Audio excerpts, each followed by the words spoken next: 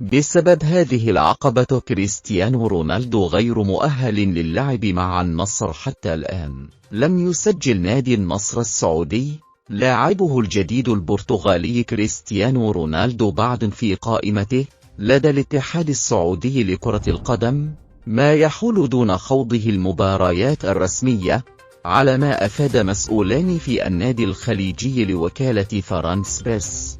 أكد المسؤولان وصول البطاقة الدولية للاعب البالغ 37 عاما من إنجلترا مساء الأربعاء، بعد توقيعه عقدا خياليا ل2.5 بأكثر من 200 مليون يورو.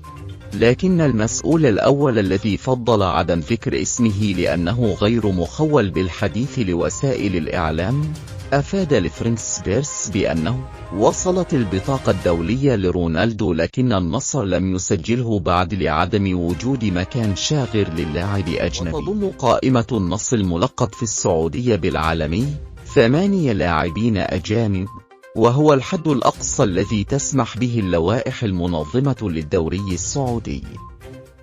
وأضاف المصدر: لا بد من رحيل لاعب أجنبي لتسجيل رونالدو سواء بالبيع أو بإنهاء العقد بالتراضي.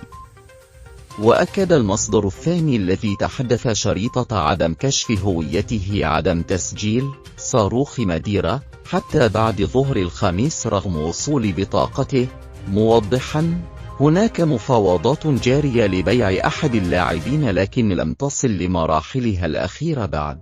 ورفض المسؤولان تأكيد إذا كانت بطاقة اللاعب جاءت مصحوبة بعقوبة المنع من اللعب لمباراتين أم لا، والتي يطالب بتطبيقها الدوري الإنجليزي بعد كسر الدون هاتف أحد المشجعين خلال مباراة بالدوري الموسم الماضي بقميص مانشستر يونايتد.